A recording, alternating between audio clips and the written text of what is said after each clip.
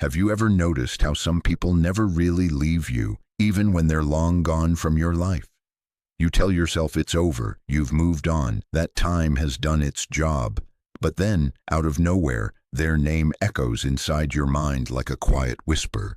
It happens when you're walking down the street and catch a scent that feels too familiar, or when a song plays and your chest tightens before your brain even remembers why. It's strange, isn't it? How the past still has a pulse. I used to think this kind of thing was weakness, like my mind refused to let go of something I should have already buried. But now I see it differently. I think the mind has its own language, and sometimes it speaks through the ghosts it refuses to release. Maybe it's not that we're haunted by people. Maybe it's that something inside us still needs to be understood. There's someone who still drifts through my thoughts from time to time. It's been years, and yet sometimes it's as if they never left. I used to fight it, distract myself, fill my life with noise, tell myself I was fine. But every quiet moment would betray me. The silence always knew the truth. It's funny how you can lie to everyone, even yourself, but your own heart always keeps score. What I've come to realize is that when someone lingers like that, it's rarely about them anymore. It's about the part of you that was awakened when they entered your life. The emotions, the lessons, the wounds, they all became intertwined. And when they left, those parts didn't know what to do. They didn't vanish. They just waited, suspended in time, until you were ready to face them. I remember reading something Jung once said, that the unconscious doesn't forget what the heart hasn't resolved. It doesn't measure time the way the conscious mind does. For it, yesterday and 10 years ago are the same moment. So maybe the people who live rent-free in our minds aren't there to torture us. They're reminders of unfinished business, emotional debts that still need to be paid. Think about it. Have you ever noticed how certain emotions repeat themselves? You meet someone new, but somehow the same feeling, the same pattern, creeps back in, just wearing a different face. It's as if your life keeps handing you the same lesson, wrapped in new packaging, whispering, "Try again." Maybe that's what it means when someone won't leave your thoughts. They're not just a memory, they're a mirror, a reflection of what still aches inside you. Sometimes I wonder if we're all just carrying invisible threads to people who changed us. Some threads glow with warmth, others sting when touched, but all of them connect to something real, something that shaped who we are. Cutting them too soon, pretending they never existed, only makes them tighten. The only way to release them is to look straight into what they represent. For me, that meant admitting how much I resisted vulnerability.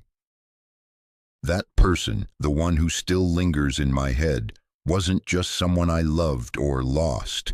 They were the embodiment of my own longing to be seen fully without hiding the messy parts. But I was terrified of that kind of openness. So I ran. And when it ended, it wasn't just them I missed. It was the version of myself that almost learned to love without armor. It's strange, but healing doesn't always mean forgetting. Sometimes it means remembering differently. You stop replaying what happened and start asking why it mattered so much. You begin to see that what your mind clings to isn't the person, it's the part of you that was trying to grow through them. Once you see that, everything starts to soften. The obsession turns into understanding. The ache becomes wisdom. Maybe that's what it means to make peace with someone who still lives inside you. You don't have to force them out. You just have to stop resisting what they represent. You sit with the memory like an old friend who brings both pain and truth. You ask it what it came to teach you, and if you listen long enough, it always answers. There's a quiet power in acceptance. When you stop fighting your thoughts and instead follow them to their source, you discover that what you thought was about another person was really a doorway to yourself. It's humbling and it's not easy. Sometimes you'll cry, sometimes you'll laugh at your own stubbornness, and sometimes you'll just sit there, breathing, realizing how human it all is, to love, to lose, to remember, and to try again. So if there's someone you still think about, don't shame yourself for it. Don't rush to erase them. Just ask, what is my mind trying to show me through this? Because maybe, just maybe, they're not a ghost from the past at all. Maybe they're a part of your present, gently knocking on the door of your awareness, asking to be understood so you can finally move forward, not away from them, but toward yourself. There's something strange about emotions we never fully live through. They don't disappear. They wait. They hide beneath daily routines, behind laughter and work and new relationships, like quiet embers that never quite cool down. You think you've buried them deep enough, and then one small thing, a familiar street, a scent, a phrase, ignites them all over again. And suddenly, you're right back where you thought you'd escaped from, caught in a loop of unfinished feeling. I used to think time healed everything, but time only softens what we dare to face. What we avoid, it just stores. Somewhere inside, the body remembers what the mind refuses to. The nervous twitch when someone raises their voice like your ex once did. The ache in your stomach when someone leaves abruptly. We think it's coincidence, but it's memory, replaying itself through emotion. Jung said the unconscious doesn't live in time. It holds on to what's unresolved until it's felt through. And when you really think about it, that makes perfect sense. Why would something dissolve if it's never been acknowledged? You can't erase a wound by pretending it's not bleeding. And so the people tied to that pain become symbols, reminders of what still needs tending. I remember when I finally admitted that to myself. I had spent years trying to move on, not realizing that what I called healing was just distraction. I read books, started new projects, filled my days with noise. But inside, there was still this quiet pulse of something unspoken. It wasn't longing for the person anymore. It was longing for closure with myself, for forgiveness, for both of us. Unprocessed emotions don't just sit quietly. They mold our behavior. They shape who we choose, how we react, even what we fear. Every avoidance becomes a form of protection, and every protection becomes a cage. That's why, even when life changes on the surface, the same feelings keep finding us again. Different faces, same wounds. It's almost poetic how the mind keeps replaying what the heart refuses to learn. You meet someone new and feel the same electric pull or the same painful fear, and if you're not paying attention, you think it's about them, but it's not. It's your psyche trying again, hoping this time you'll finally stay long enough to understand the lesson. The unconscious doesn't want to torture us. It wants integration. It wants peace. There was a moment not long ago when I finally stopped running. I remember sitting alone one night, exhausted by my own avoidance, and feeling something break open inside me. I let myself feel the grief I'd been postponing for years, the regret, the anger, the tenderness. It came in waves, almost unbearable, but there was something pure about it. Like I was finally allowing my heart to catch up with reality. I cried not for what was lost, but for how long I'd carried it without letting it breathe. And in that stillness, something shifted. The memories stopped feeling like traps. They became gentle. I could think of that person without tightening up. I could remember without reliving. It was as if the emotion had finally been given permission to finish its course, to complete the circle. The energy had been released. That's the thing about emotional energy. It doesn't disappear when ignored. It transforms when acknowledged. When we let ourselves feel what we've been afraid to feel, we reclaim our power from the past. We stop being haunted and start being whole. It's like turning toward the shadow and realizing it was never an enemy. It was a part of you waiting for light. So if there's something or someone that still stirs your emotions, maybe it's not punishment. Maybe it's a message. The ache might be your unconscious saying, "There's more here. Don't leave yet." You haven't understood the gift in this pain. And the gift is never about the person. It's about the part of yourself that met them, loved through them, broke because of them, and now seeks to be healed. It takes courage to stay with discomfort long enough to let it teach you. But when you do, when you finally listen instead of resist, you realize that healing is not about cutting the emotional cord. It's about untangling it gently, tracing it back to where it began, and freeing yourself by understanding it. That's when peace arrives quietly, like a sigh after years of holding your breath. So no, time doesn't heal all wounds. Awareness does. Presence does. Love, real love, the kind you offer yourself when you stop pretending to be fine, does. Everything else is just waiting. Have you ever caught yourself judging someone instantly, feeling an unexpected surge of attraction or irritation or even envy, and not really understanding why?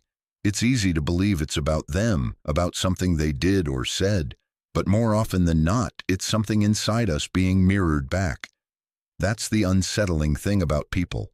They hold up mirrors we never asked for. And some reflections are harder to look at than others. There was a time when I couldn't stand a certain kind of person, too confident, too sure of themselves, too at ease in their own skin. Every time I met someone like that, a part of me would tighten. I'd call it arrogance or self-obsession. But later, when I was honest with myself, I realized I wasn't reacting to them. I was reacting to the part of me that wished I could be that free. Their confidence rubbed against my own self-doubt like sandpaper. I didn't hate them. I hated being reminded of what I lacked. Jung called this projection, when we unconsciously assign our own disowned qualities onto others. It's the mind's way of saying, I can't look at this in myself yet, so I'll see it in you instead. It's both clever and cruel, because while it protects us from discomfort, it also keeps us blind. We spend years thinking we're reacting to other people, when really we're wrestling with the hidden parts of ourselves. I think about this now, whenever someone lingers too long in my mind. Whether it's admiration or resentment, I ask myself, what part of me are they showing me? Sometimes the answer hurts. The people who fascinate us often embody something we've lost. Courage, spontaneity, sensuality. The ones who irritate us often display something we repress. Selfishness, ambition, raw honesty. It's humbling to realize that everyone we meet is a piece of our own unfinished portrait. When I finally understood this, I started seeing my relationships differently. The patterns made sense. The way I was drawn to people who seemed to complete me, and the way I'd later resent them for holding too much power over my emotions. I wasn't falling in love with them, not really. I was falling in love with the part of myself they awakened, and when things went wrong, I blamed them for showing me what I hadn't yet integrated. It's strange how the psyche works. It wants wholeness, but it teaches through discomfort. The people we can't forget are rarely accidents. They're emotional catalysts, triggering what we've refused to feel. They walk into our lives carrying the traits, wounds, or desires that our consciousness has locked away. And until we own those parts, they'll keep showing up in different faces again and again. I remember a conversation with a friend who said, "Every person I've loved was just another version of myself, trying to come home." That sentence struck me like lightning. It explained everything, the repetition, the intensity, the heartbreak. We're not chasing others, we're chasing fragments of ourselves through others. And the moment we recognize that, something inside us softens. The blame dissolves. The bitterness fades. Because suddenly it's not about right or wrong or who hurt whom, it's about understanding. There's a quiet power in seeing people as mirrors. It doesn't excuse their behavior, but it helps you reclaim your own story. Instead of being trapped in emotional reaction, you start asking, What is this showing me about me? That question alone can transform pain into insight. It turns resentment into curiosity and attachment into self-awareness. It's how projection becomes a pathway to integration. Of course, this kind of honesty isn't comfortable. To see your reflection in the very traits you despise, it can sting, but that sting is the beginning of healing, because it means you're no longer running from yourself. You're learning to meet the shadow, the side of you that wants to be accepted, not erased. Over time, I've learned to thank the people who stirred something deep in me, even those who broke my heart. They were all teachers in disguise. They exposed my blind spots, my insecurities, my longings. And by confronting those things, I became more myself, more whole, more real. That's the hidden gift behind projection. It's not punishment, it's revelation. So the next time someone consumes your thoughts, maybe try this. Instead of asking, why can't I stop thinking about them? Ask, what part of me are they trying to show me? The answer might not come quickly, but it will come. And when it does, you'll realize that the person you couldn't forget was never the real lesson. You were. It's strange how we talk about moving on like it's an act of will, as if forgetting were something you could schedule between work and sleep. But the truth is, emotion doesn't follow orders. It clings to what it hasn't finished with. It circles back to the same faces, the same moments, not because it enjoys suffering, but because it's trying to understand something. The mind wants closure, but the heart wants meaning. And until both are satisfied, the memory stays alive. I've learned that emotional attachments aren't just feelings. They're energy, living, breathing imprints in our nervous system. They're built from thousands of tiny moments. A smile that softened you, a silence that hurt, the smell of rain after a fight. Each one becomes a thread woven into who you are. When the connection breaks, the threads don't vanish, they tighten. They ache to be acknowledged. Science can explain part of it. Our brains are wired to link love and safety. When someone becomes our emotional home, we produce chemicals, dopamine, oxytocin, that bind us to them. When that bond is cut, the body still expects the same reward, the same comfort. So even after the relationship ends, the brain keeps searching for that feeling. It's not weakness, it's biology. But the deeper reason lies beyond chemistry. It's in the psyche's desire for completion. Jung called these ties psychological complexes, emotional knots formed around experiences too intense to dissolve easily. They pull us back, not because we enjoy the pain, but because something within that experience remains unresolved. Maybe we never said what we truly felt. Maybe we didn't allow ourselves to grieve. Or maybe we still believe a part of us is missing because it once felt whole in someone else's presence. That illusion of incompleteness keeps us trapped until we learn to meet that need within ourselves. I used to replay old conversations, word for word, like trying to rewrite the past through memory. It felt like if I analyzed them enough, I could find the one sentence that could have changed everything.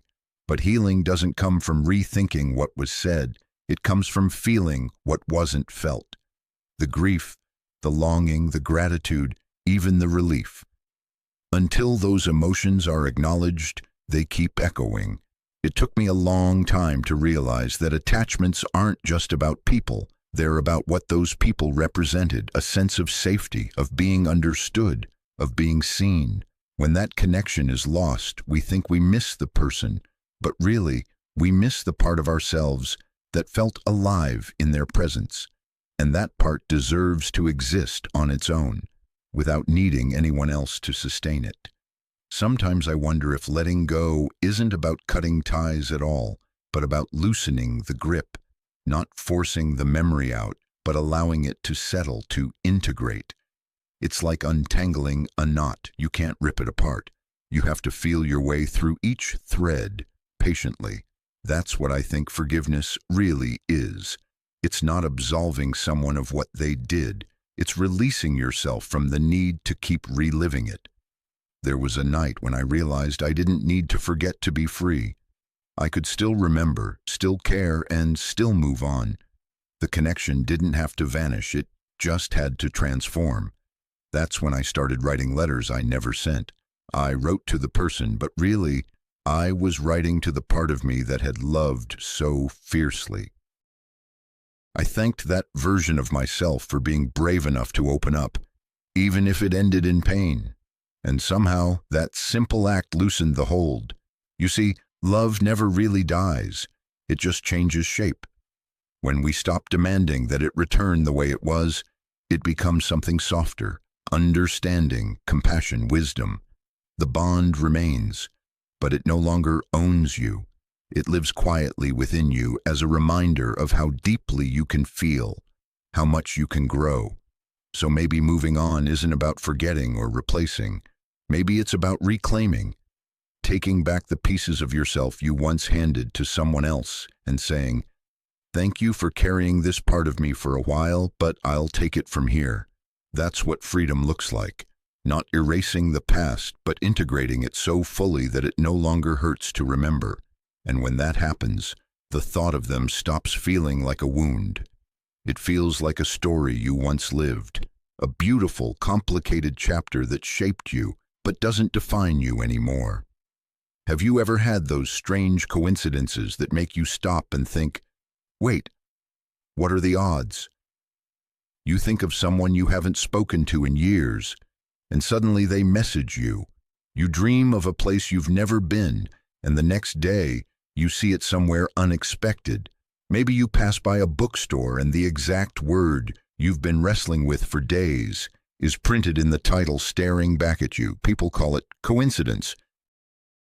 Jung called it synchronicity, meaningful alignment without direct cause, the universe speaking in its own secret language. I used to brush those things off. I'd laugh them away, tell myself they were just tricks of probability. But the older I get, the less random they seem. There's a rhythm to these moments, a feeling that something inside and something outside are moving in step, like a quiet conversation between the soul and the world. And I think the truth is, life has always been whispering to us. We just don't listen until we're desperate for answers. It usually happens when the mind is restless and the heart unsettled. When you've asked a question so deeply that logic runs out of answers, that's when synchronicity appears, not as proof, but as guidance. It doesn't shout, it nudges, it aligns things just enough to make you pause, to make you wonder if maybe your path is still being watched over. I remember once, during a time when I couldn't stop thinking about someone from my past, I walked into a cafe I'd never been to before. The same song that used to play when we were together was coming through the speakers, soft but unmistakable. It hit me like a wave, nostalgia, pain, tenderness, all at once. I almost left, but then I realized maybe I was supposed to stay. Maybe it wasn't about the person at all. Maybe it was a reminder that the emotion still needed to breathe, that my heart still had something to say before it could truly let go. That's how synchronicity works. It doesn't tell you what to do. It invites you to listen to yourself, to the pattern beneath the surface of things. Jung believed that these moments were bridges between the conscious and the unconscious, the outer and inner world finding a shared meaning. It's not superstition, it's participation. The psyche and reality dancing together, creating mirrors so you can see what you otherwise ignore. When I started paying attention, I noticed how life reflects what's happening inside me. When I'm afraid of change, everything around me feels heavy. Doors close, plans fall through. When I'm open, opportunities appear out of nowhere. It's as if the world responds not to my wishes, but to my state of being. Synchronicity isn't about control. It's about alignment, and maybe that's the hardest part to accept. We spend so much of our lives trying to steer everything with logic and effort, forgetting that some things are meant to unfold through meaning, not force. You can't force a flower to bloom faster or make the tide turn before its time. But if you stay present, you'll notice how even endings have timing, how even silence carries direction. The more I lean into these small signs, the less I feel alone in my questions. I start to see patterns where there used to be chaos. A stranger's words echo something I've been thinking for weeks. A random article answers a question I hadn't dared to ask aloud. It's not that the universe bends around me, it's that my awareness expands to meet it. Synchronicity doesn't create meaning, it reveals it. And there's something healing about that.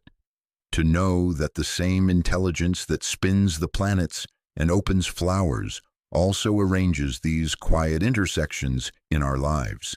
It reminds me that even when I feel lost, I'm still part of something vast and intentional. That maybe every person who enters my life, every conversation, every delay, carries a fragment of the map leading me back to myself. Now, when coincidences happen, I try not to overanalyze them. I just breathe and ask, what are you trying to show me? Sometimes the message is clear, sometimes it's only felt. But either way, it's enough to know I'm being guided, not by logic, but by connection, by something older and wiser than my plans. Maybe that's what synchronicity really is, a reminder that the universe doesn't speak in words. It speaks in timing, in echoes, in the quiet tug at your heart that says, pay attention. And when you do, you realize you were never wandering aimlessly. You were being led all along. It's almost eerie how certain people seem to awaken something ancient within us. You meet them, and without knowing why, your soul reacts first, before your logic can catch up. They feel familiar, like a memory you can't quite place. Sometimes it's electric, sometimes unsettling, but always magnetic. Jung believed this happens because they stir the archetypes inside us, the universal patterns of the human psyche that shape how we love, fear, create, and evolve. For the longest time, I thought attraction was just chemistry, chance, coincidence. But now I see that some connections feel powerful because they activate something sacred. They wake up the hero, the lover, the child, the healer, parts of us that have been asleep. And when that happens, it's rarely comfortable. These archetypes don't just bring joy, they bring confrontation. They show us who we could be and who we're still afraid to become. I think of one person in particular who did that to me. They walked into my life quietly, yet everything shifted around their presence. It wasn't just about affection, it felt symbolic, like they carried a message meant only for me. They challenged the part of me that settled for smallness. They mirrored my courage back to me when I couldn't find it on my own. Looking back, I realized they embodied the archetype of the warrior, decisive, bold, alive with purpose. Being near them forced me to face how often I hid behind fear disguised as logic. Archetypes live in all of us.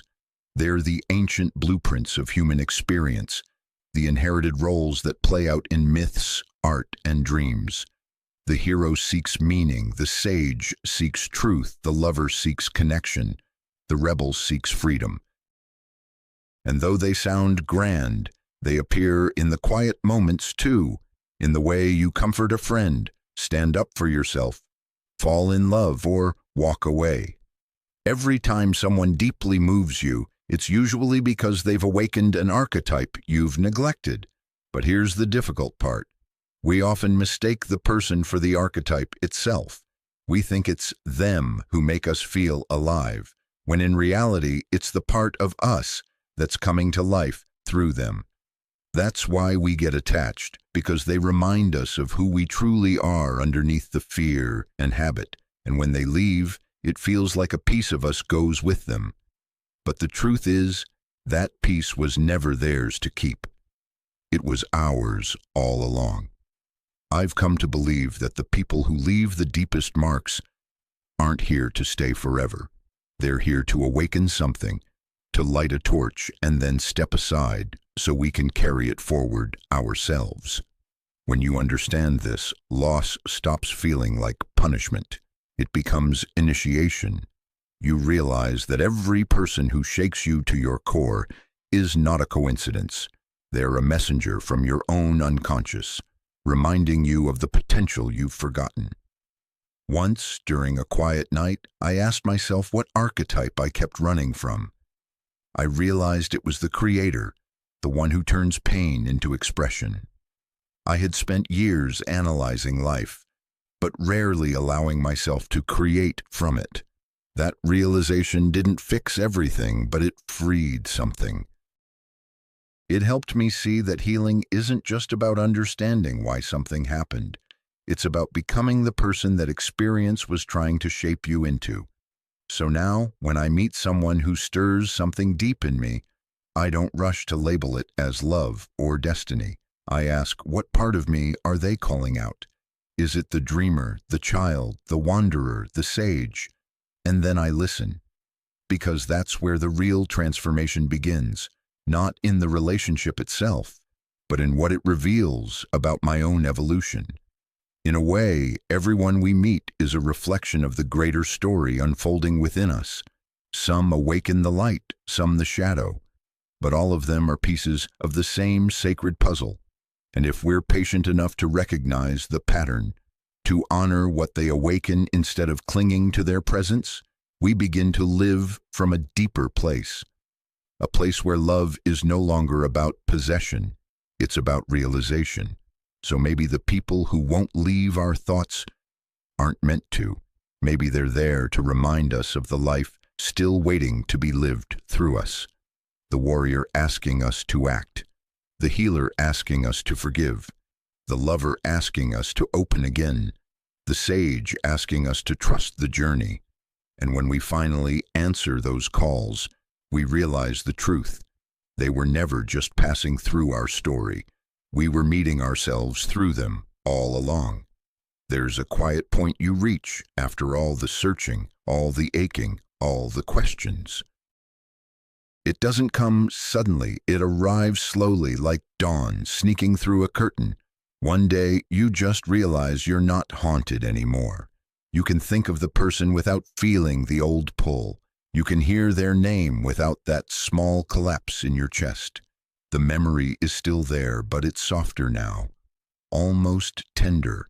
It's not about them anymore. It's about who you became because of them.